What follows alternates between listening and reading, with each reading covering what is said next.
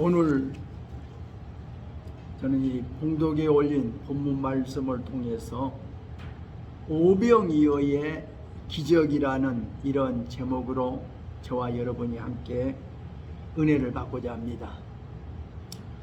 오병이어의 기적이란 이 내용은 마태복음, 마가복음, 누가복음, 요한복음 이 사복음서에서 모두 소개하고 있습니다. 우리가 이 보리떡 5개와 물고기 2마리를 가지고 그 당시 남자만 5,000명 먹었다. 배부르게 먹고도 남았다. 그러니까 여자와 아이들 외에 남자 장정만 5,000명. 그러니까 아마 1만 명은 훨씬 넘는 숫자였을 것이다. 그러니까 한마디로 보리떡 5개와 물고기 2마리를 가지고 1만 명 이상이 모두 배부르게 먹고도 12바구니를 남겼다 하는 그런 기적의 말씀이 오늘 봉독에 올린 본문에 있습니다. 참, 우리가 이런 놀라운 기적이 우리가 사는 이 삶 속에는 항상 필요합니다. 하나님이 주시면 얼마든지 가능합니다. 우리 인간의 방법으로는 불가능한 것이지만 하나님이 주시면 가능하다는 거죠. 우리가 보세요. 하나님이 천지 만물을 창조해서 우리에게 주셨는데 이 지구상에 태어난 사람이 숫자를 헤아릴 수 없잖아요. 그런데 그 수많은 사람들이 일생 동안 살아가는데 필요한 것 하나님이 주어서 그것 일생 동안 저들이 마시면서 살아도 아직도 부족함이 없는 게 있어요. 그게 뭐예요? 공기예요. 하나님이 주신 공기예요. 돈으로 환산할 수 없어요. 우리가 매일 코로 이 마시는 이 공기, 이거 하나님이 주신 겁니다. 우리가 살아가는데 가장 필요한 것이 공기예요. 이 공기가 없으면 우리는 못 살아요. 질식에 죽어요. 근데 하나님이 공기를 주셨어요. 천지 만물을 창조할 때부터. 우리가 또 이 지구상에 살아가면서 필요한 게 뭐예요? 마시는 물. 하나님이 주셨어요. 이 물도 하나님이 주신 거예요. 우리가 그렇게 온 인류가 마시고 또 마셔도 마실 수 있는 물 하나님이 주신 거예요. 이 물이 없으면 우리는 못 살아요. 그것만이 아니에요. 하늘이 주신 게 얼마나 많은지 몰라요. 태양 우리에게 주셨어요. 먹고 마실 거 우리에게 먹을 거 다 주셨어요. 하나님이 주신 겁니다. 우리 인간들이 창조한 게 아니에요. 하나님이 창조하여 우리에게 주셨어요. 우리는 이것 가지고 삽니다. 이거 기적입니다. 하나님이 우리에게 주신 기적이에요. 베풀어 준 기적이에요. 오늘 이런 것을 우리는 마시고 살고 공기 마시고 물 마시고 또 먹고 태양 이런 거 다 하나님께 주신 것 가지고 살면서도 하나님께 감사할 줄 모르고 산다니까요. 하나님께 감사하며 살아야 합니다. 하나님이 주셨어요. 자, 그런데 오늘 저는 이 본문 속에서 오병이어의 기적을 가져오기 위하여 행해진 몇 가지 일이 있어요. 그것을 보면서 제일 첫 번째는 예수님이 따로 빈들로 가셨다 이렇게 말씀을 드리고 싶어요. 성경을 읽어보면요, 예수님은 어떤 일을 하기 전 꼭 기도하는 장소에 가셔서 하나님과 깊은 기도를 하면서 하나님의 뜻을 깨달았어요. 하나님이 뭐라고 말씀하시는가? 하나님으로부터 가르침을 받았어요. 그래서 예수님은 이렇게 말씀해요. 나는 내 자유로 아무 말도 하지 않는다. 내가 무슨 말 할 것을 내 하늘 아버지께서 다 내게 가르쳐 주셨다. 그러니까 예수님은 무슨 말씀을 예수님 자신이 하고 싶은 대로 말하는 것이 아니라 하나님이 가르쳐 주신 대로 하나님으로부터 가르침을 받아서 그 말씀을 하셨다고 성경에는 말씀하고 있어요. 내가 하는 일은 다 아버지께 보고 들은 것을 너에게 말한다. 예수님은요, 언제나 하나님 아버지의 통제를 받으셨어요. 하나님 아버지의 간섭을 받으셨다니까요. 예수님 혼자 마음대로 말하고 마음대로 행동하는 것이 아니었어요. 하나님 아버지의 통제하에서 하나님 아버지의 뜻에 따라서 말씀하고 행동했다고 하는 것이 성경입니다. 우리가 구약의 모세도 그가 하나님으로부터 들었던 말씀, 하나님이 보여준 것 갖다가 그것 가지고 선포했어요. 그래서 하나님께 받은 말씀. 그래서 사도행전에 보면 모세는 하나님으로부터 살아있는 말씀을 받아서 우리에게 주셨다 그랬어요. 강야 교회에 주셨다. 모세도 하나님 앞에 가서 하나님의 말씀을 들은 것, 하나님이 시킨 것 하나하나대로 그것을 순종한, 그것이 기적이었어요. 모세 마음대로 한 게 없어요. 하나님 아버지의 뜻대로, 하나님 아버지의 통제하에서 하나님이 지시하신 대로 순종했다는 것이 모세예요. 그러니까 우리도 신앙생활은 뭐예요? 내 마음대로 하는 게 아니에요. 하나님 아버지의 뜻 안에서 사는 것이 신앙생활이에요. 하나님 아버지의 말씀 안에서 행하는 것이 신앙생활이에요. 그러니까 내 마음대로 하겠다는 생각은 버려야 돼요. 내 욕심대로 하겠다는 생각은 버려야 돼요. 하여튼 하나님 뜻대로, 하나님 뜻 안에서 하나님이 말씀하신 대로 우리는 순종해야 되겠다. 이것이 바로 신앙생활의 기본임을 깨달아야 됩니다. 그래서 예수님은요, 언제나 일하기 전에 기도하러 가셨다는 거예요. 기도하러 가셨다. 3년의 공생에 시작하기 전에 예수님은 30년이 마치고 30세가 됐을 때 성령 충만 받고 나서 바로 금식 기도하러 산으로 가셔서 40일 동안 금식하며 기도하시면서 하나님의 뜻을 하나님으로부터 깊이 깨달았고 하나님이 시키시는 일을 알기 위해서 기도하셨다, 준비하셨다고 이렇게 보는 것이 옳지 않나 생각합니다. 기도하셨다. 예수님이 가는 곳마다, 예수님이 계신 곳마다 수많은 사람들이 물밀듯이 밀려들었어요. 저들은 예수님으로부터 병고침 받고 싶어서, 예수님으로부터 은혜로운 말씀 듣고 싶어서 그들은 예수님을 향하여 몰려왔습니다.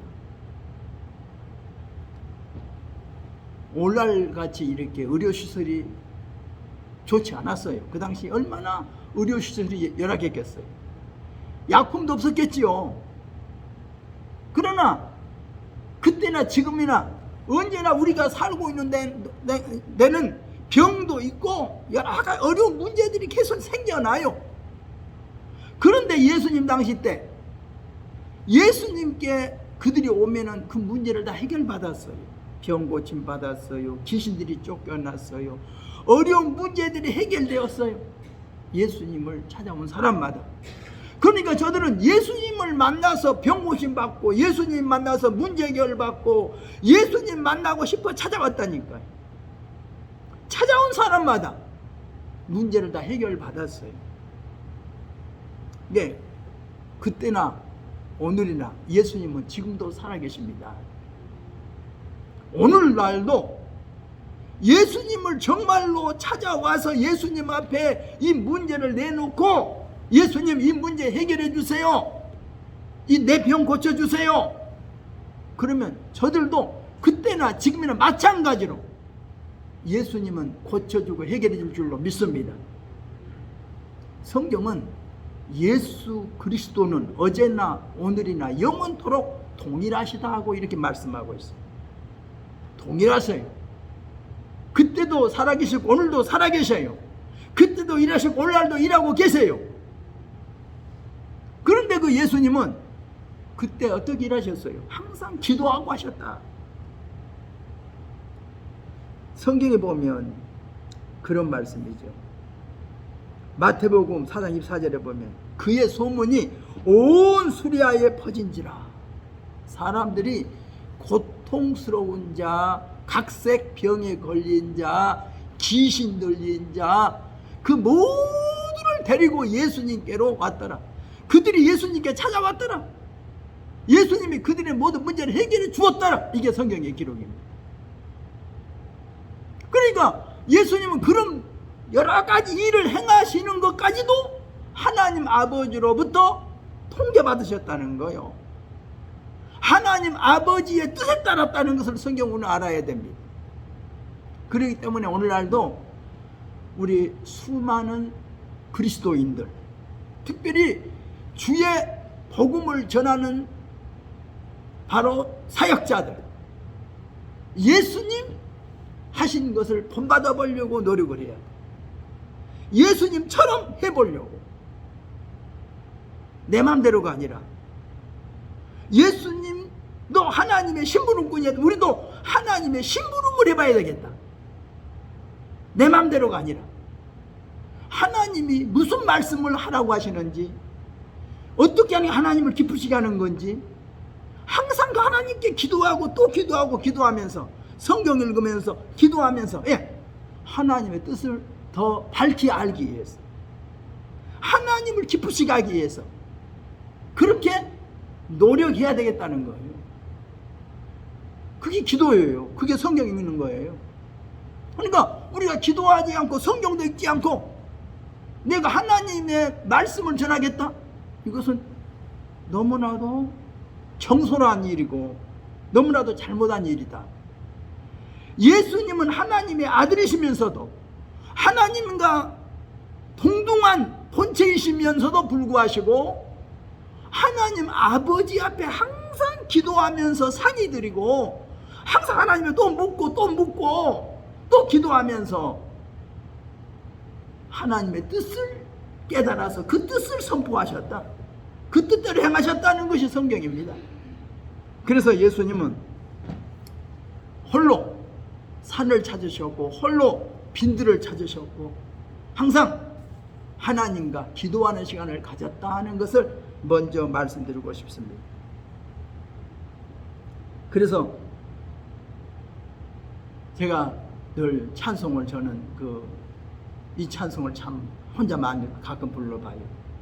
나는야 친구 대신 하나님과 푸른 초장 한없이 거니네 손을 잡고 기쁨을 나누면서 단둘이서 한없이 거니네 손을 잡고 기쁨을 나누면서 단둘이서 한없이 거니네. 정말 이 찬송을요 부를 때마다 음미해 보면 너무나 이 찬송의 가사가 좋아요. 나는야 친구 대신 하나님과 푸른 초장 한없이 거니네. 손을 잡고 기쁨을 나누면서 단둘이서 한없이 거니는 참 그렇게 하나님과 깊은 사귐이 있다면 얼마나 좋을까. 에녹이 65세에 무두세라를 낳고 300년 동안 하나님과 동행하며 살았다. 그는 하나님을 기쁘시게 하면서 살았다. 이것이 바로 얼마나 중요한가 생각이 듭니다. 그래서 예수님은 그렇게 항상 기도하는 시간을 많이 가졌다고 우리가 생각해 봅니다. 기적 후에, 기도 후에 예수님이 어디로 오십니까? 성경 보니까 두 번째는 그 예수님을 한 사람이 찾아왔다는 거예요.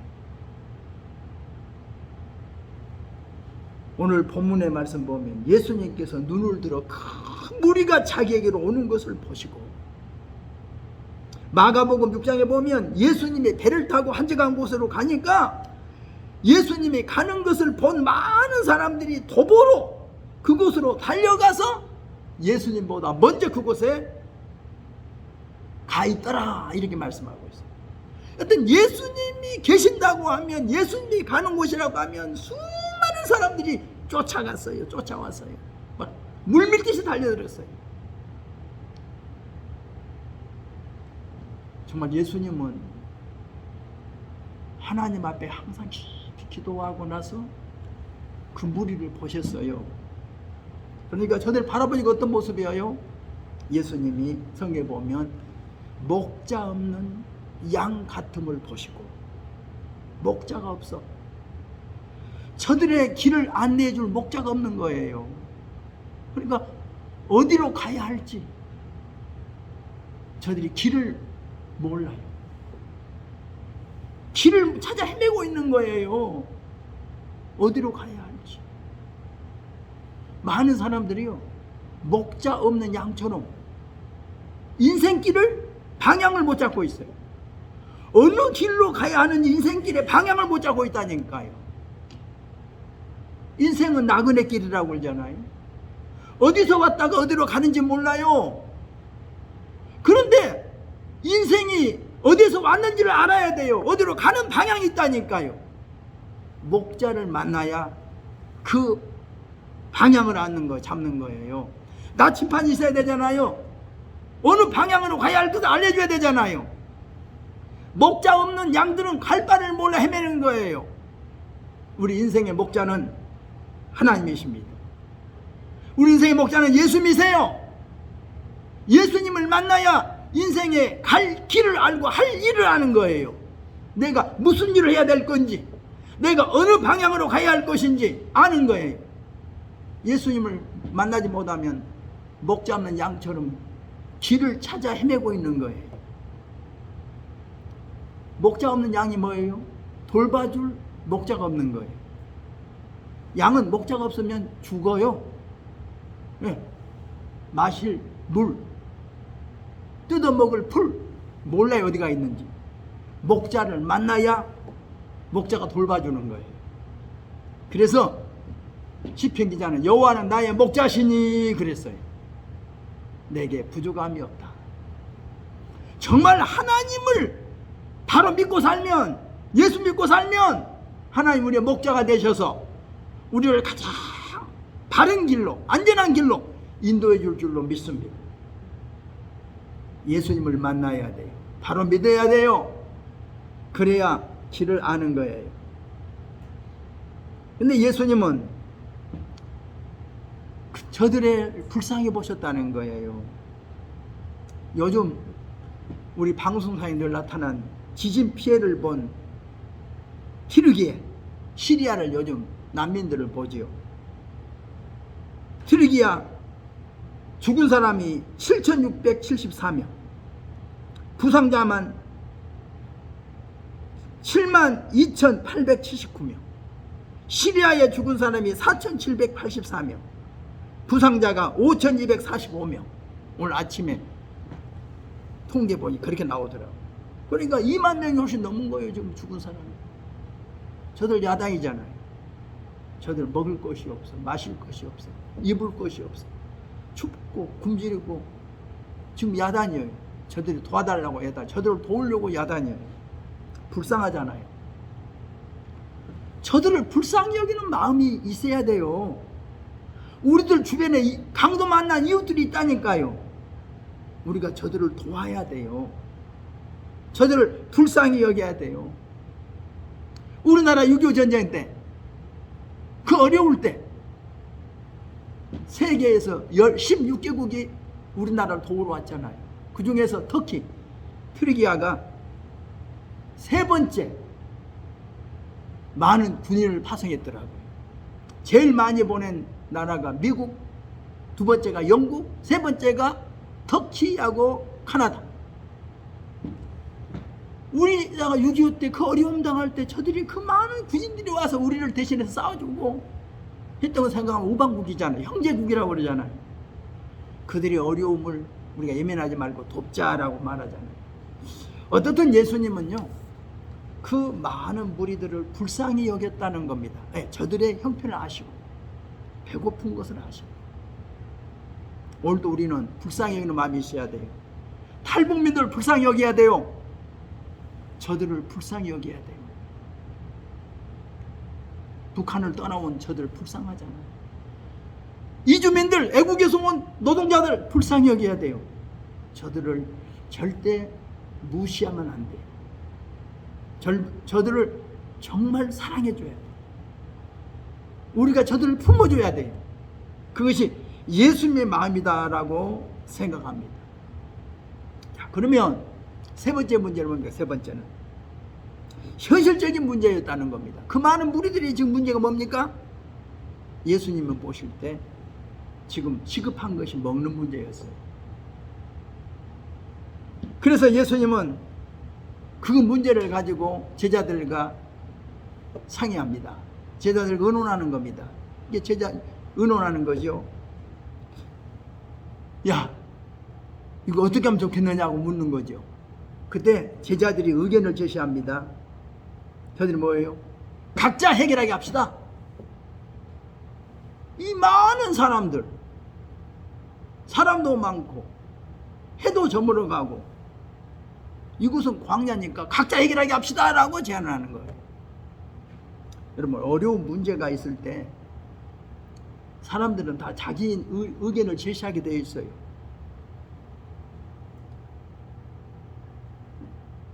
이성적인 사람들은요, 이성적으로 따져요. 이렇게 합시다. 이렇게 합시다. 근데 신앙인들은요, 믿음으로 하나님을 바라봐요. 이게 달라요.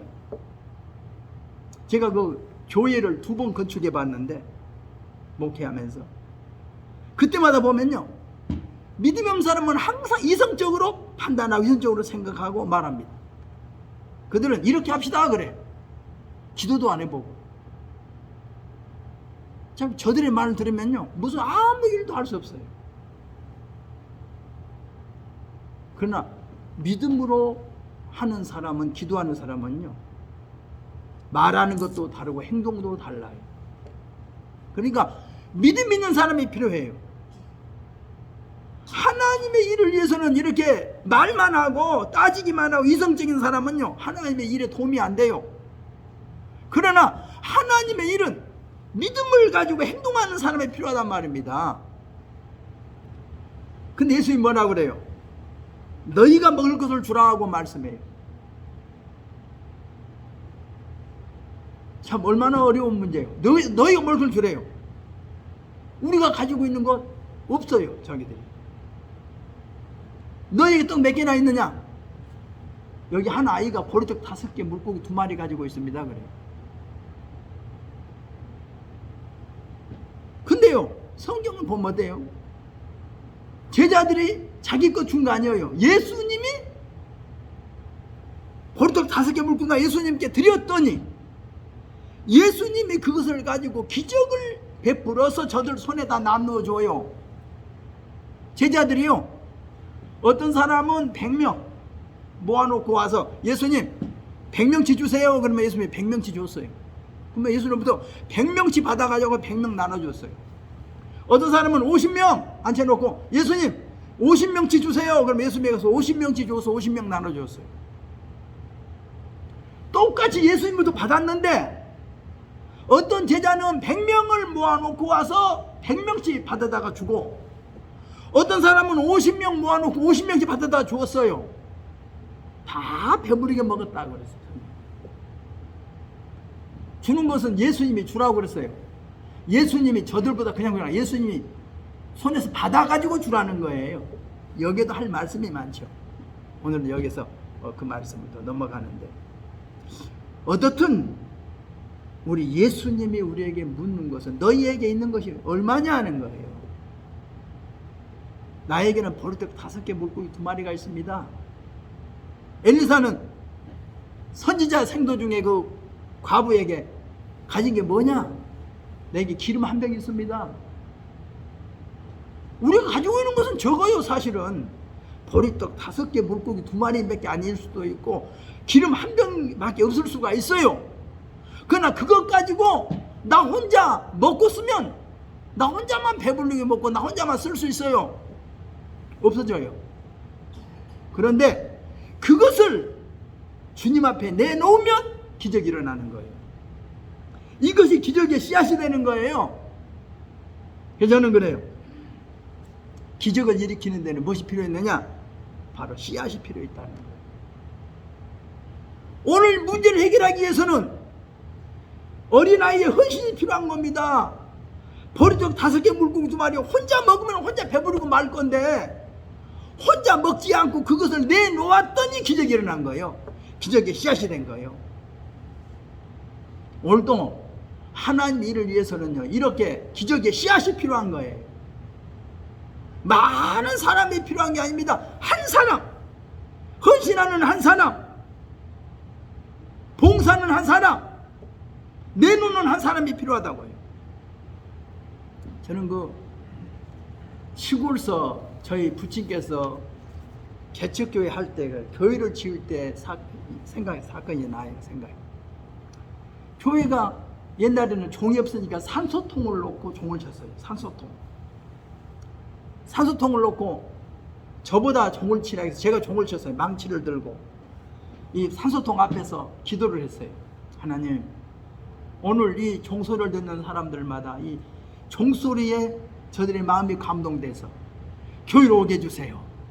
그리고서 몇 개 칠까 하다가 33개를 쳤어요. 우리 예수님의 생애 33개. 그래서 종을 치면서 땡 망치로 33개씩 종을 치는 거예요.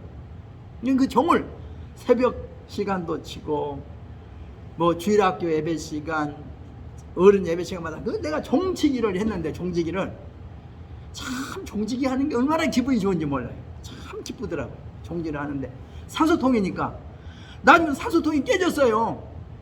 그러니까 종을 하나 사야 되겠는데 종 살 돈이 없잖아요. 교인들이 가난해. 그때 내 친구, 지금 저 김제에서 목회하고 있는 내 친구, 그 목사가 하나 종을 바치고 싶은데 돈이 없으니까 두 사람이 의논한 거예요. 우리 둘이 종을 하나 교회에다 해놓자. 그럼 어떻게 할까? 자기는 나무집에 가서 머슴을 사겠다. 1년 동안 머슴을 살아서 돈 받아가지고요, 그것을 가지고 종사 내놓고, 또 한 사람은 바다에 가서 고기 잡는 배를 타겠대. 배를 타서 1년 동안 배 타서 그 돈을 뭐 두 사람이 교회 종을 해 놓았어요. 그때 그 종도, 제가 그 종도 쳐봤어요. 당기면서 종을 쳤는데, 야, 그때 그 종을 칠 때마다 이 두 사람의 그 희생이 생각이 나더라고요. 1년 동안 나머지에서 머슴살이해서 번 돈, 받은 돈을 가지고 하나님께 내놓고 1년 동안 바다에 가서 배를 타서 번 돈으로 종을 해달았다. 얼마나 그 종을 칠 때마다요, 저들의 그 희생이, 저들의 헌신이 감격이 되는지 몰랐어요. 그때 우리 학생들은요, 한 6km 되는 길을요, 그 버스비를 아껴서 교회 헌금하려고 걸어다녔어요. 그 교통비 아껴서 교회 헌금하는 거예요. 건축비로. 어떤 사람은 자기 머리를 잘라서 팔아가지고 헌금하는 거예요. 어떤 사람은 밭에 가서 일해서 김 메고 번 돈, 뭐 바닷가에 가서 생선 장사해서 번 돈, 교인들이 다 저마다 이렇게 헌금을 해서 교회 건축을 하는데, 그때 그 교회 건축이 얼마나 재밌었는지 몰라요. 교회 건축하는 건물을 볼 때마다 교인들의 땀방울이, 교인들의 그 희생이 다 스며들어 있는 거예요. 얼마나 아름답고, 자기의 땀방울이 들어있잖아요. 자기 헌신과 희생이 있잖아요. 저는 그때 그 교회를 지어야 되는데 일할 수 있는 목수하실 분이, 목사님이 계셔. 근데 그분이 저 크산도에서 아주 배를 만들었던 목수이시거든요. 그분이 교회를 지을 수 있는 목수야. 그분을 모시고 와야 되는데 안 되잖아요. 그래서 제가 그분 교회에 가서요, 2달 동안을 그분의 헌신 봉사해 줬어요. 그 목사님 모시고 오기 위해서 2달 동안을 그 교회에 가서 목사님 밑에서 목사님 시킨 대로 이런 일 저런 일 하면서 일해드리고, 그 목사님 모셔서 교회를 지었는데, 그때 생각해보면 지금도 그 우리가 하나님의 일을 위해서는 이렇게 헌신과 희생이 필요하다. 500여의 기적의 씨앗이 바로 이 어린아이에 바친 그 떡으로 인하여 기적의 씨앗이 된 것처럼, 오늘 하나님의 교회를 위해서, 그 500의 기적을 위해서 여러분의 한 사람의 희생이 필요한 줄로 저는 믿습니다. 꼭 우리가 그런 헌신자가 되십시다. 다음에 또 한 가지 말씀을 드리고 싶습니다. 여기 말씀은 뭡니까? 우리 예수님이 다 배부른 후에 하신 말씀입니다. 우리가 잘 살게 되었을 때, 성공했을 때, 승리했을 때, 우리는 꼭 조심해야 할 문제가 있어요. 성경 예수님 말씀합니다. 저들이 원하는 대로 다 배불리 먹게 한 다음에 하신 말씀이, 남은 조각을 거두고 버리는 것이 없게 하라. 아주 중요한 말씀을 하셨어요. 하나님의 경제 방법은 절제하는 방법입니다. 모든 것을 풍성하게 주시지만 버리는 것이 없게 하라는 겁니다. 요즘 우리 정말 소비 문화, 이거 문제입니다. 요즘에 우리나라가 국민 1인당 세계 명품 구입하는데 세계 1위 돼. 1등. 명품 구입비로 쓰는 돈이 4조 원. 4조 원. 미국보다도, 중국보다도 우리가 1등이 돼요. 명품 브랜드라면 어떨 줄 몰라. 세계 명품이라면 그거 사느라고 정신이 없대. 우리나라 사람들 세계에서 1등이 돼.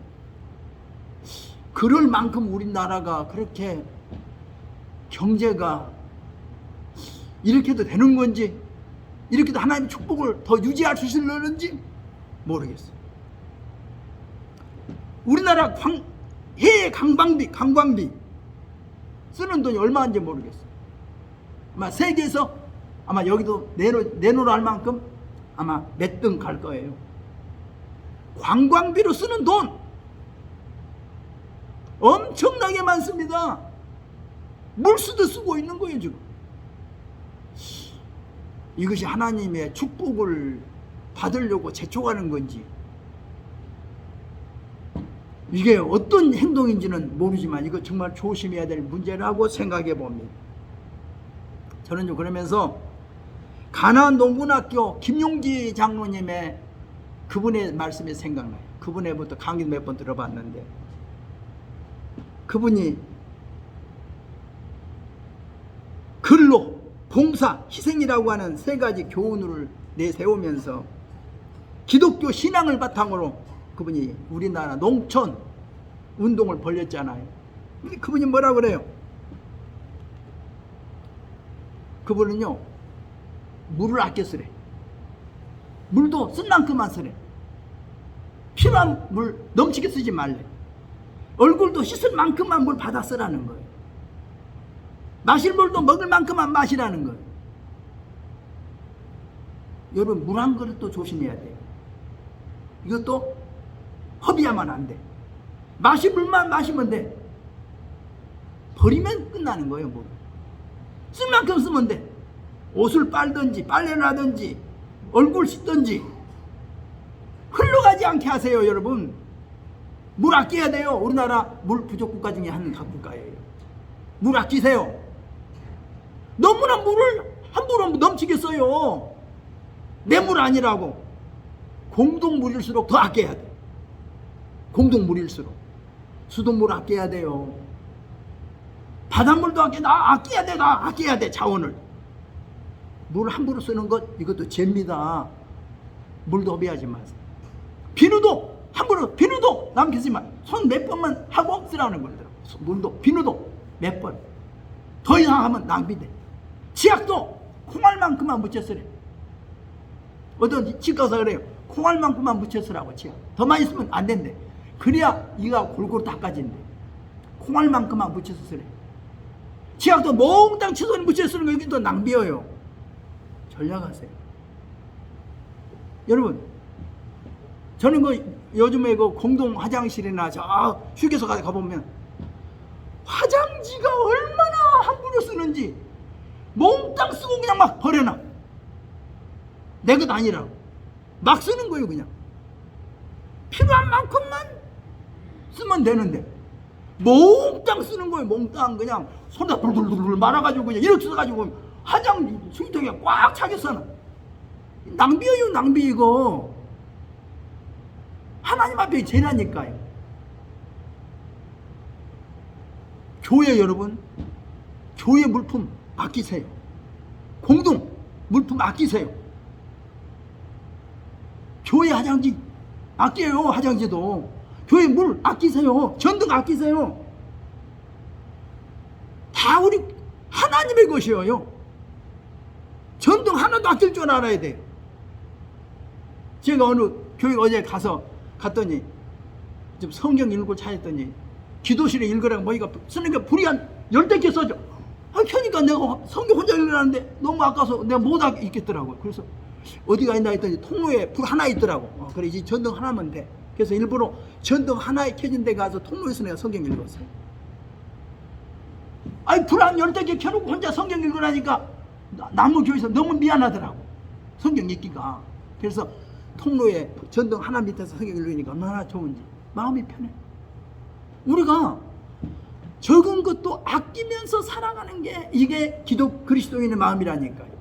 그래서 예수님은 버리는 것이 없게라고 이렇게 말씀하고 있어요. 여러분, 신앙생활 할 때 좀 조심하세요. 우리 그리스도인들은 전략 정신이 있어야 돼. 아껴야 돼. 요즘 음식, 저는 음식점에 가보니까 그냥 자기 먹을 것은 한 그릇밖에 아닌데 한 서너 막 해놓고는 다 반도 안 먹고 남아서 버리는 거예요. 얼마나 아까운지. 먹을 만큼만 사서 먹어야 될 건데 몽땅 사놓고 먹기는 3분의 1도 못 먹고 남은 3분의 1 다 버려. 이게 쓰레기가 되는 거야. 얼마나 아까워요. 음식 문화. 여러분, 아껴야 돼요. 먹을 만큼만 만들어 먹어야 되는데 남을 만큼 만들어 가지고 남아서 버린단 말이에요. 쓰레기 버려. 이거 하나님의 죄입니다. 먹을 만큼만 만들어 먹고 마실 만큼만 마시고 입을 만큼만 입고 쓸 만큼만 돈도 쓰면 되는데 돈도 낭비야. 소비문화. 아니, 100만 원 가지고 살면 될 텐데 이것을 400년 500만 내도 모자라는 어떤 사람 항상 빚이야. 아니, 한 달에 저는 100만 원 가지면 사라질 것 같아. 사라져. 100만 원 가지고 살아보니까 20만 원 가지고 살아보고 살면 사라져요. 아끼면 되잖아요. 그런데 어떤 사람은 500만 원 600만 원도 부족하대, 1000만 원도 부족하대. 한 달에 마이너스 돼. 항상. 여러분, 하나님 앞에서 한번 생각해 보세요. 여러분이 쓰고 있는 돈이 내가 잘 쓰고 있는지, 하나님 바르게 쓰고 있는지, 낭비하지는 않는지 회개하세요. 잘못은 회개하세요. 전략에서 애국 나라 어려운데 3만 원만 보내면 우물 문제 해결되고 3만 원만 보내면 저들이 먹을 문제 해결된다고 그러잖아요. 돈 아껴서 저들한테 3만 원, 1만 원만 보내면 될 터인데 나를 위해서는 몇십만 원, 몇백만 원 쓰면서도 우리는 구호하지 못해요. 선교하지 못해요. 낭비하고 있어요. 소비하고 있어요. 하나님 앞에 죄입니다. 그래서 예수님 뭐라고 그래요? 남은 조각 다 거두고 버리는 것이 없게 하라고 그랬어요. 오늘 제가 이 말씀을 드리면서 여러분에게 부탁드립니다. 우리들만이라도 기독교인의 정신을 가지고 삽시다. 전략하면서 삽시다. 구제하면서 삽시다. 남 도우면서 삽시다. 나만을 위해서 살지 말고 나 혼자 먹고 입고 쓰는 데 만족하지 말고 내 먹을 것 전략하고 내 입을 것 전략하고 마실 것 전략해서 가난한 이웃들을 돌보면서 삽시다. 이게 주님이 기뻐하는 일인 줄 믿습니다. 저는 그래서 오늘 오병이어의 기적을 통해서 한번 우리가 생각해 보자는 겁니다. 이 기적은 한 사람의 희생입니다. 오병이어의 헌신이 필요합니다. 여러분도 그 기적의 씨앗이 되십시오. 그리고 꼭 쓸데없는 소비를 줄입시다. 쓸데없는 지출도 줄입시다. 낭비하지 맙시다. 전략하면서 삽시다. 아끼자고요. 아껴요. 주님이 기뻐하는 일입니다. 그래서 하나님 영광 돌리기를 주의 이름으로 부탁드립니다. 기도하겠습니다. 하나님 아버지, 은혜와 사랑을 감사드립니다. 우리 예수님 오병이어의 기적을 통해서 배고파하는 수많은 사람들에게 저들을 배불리 먹게 해주셨습니다. 그러나 남은 조각을 버리지 말고 다 모으라고 하신 주님, 우리가 주님으로부터 배우게 하옵소서. 우리는 오병이어의 기적을 가져올 수 있는 축복의 씨앗이 되어야 되겠습니다. 우리를 씨앗으로 사용해 주옵소서. 그리고 우리에게 주신 축복 낭비하지 않도록 주여 도와주시옵소서. 하나님 보시기에 아름답게 살아갈 수 있도록 축복하옵소서. 예수님의 이름으로 기도드리옵나이다. 아멘. 우리 함께 기도하겠습니다.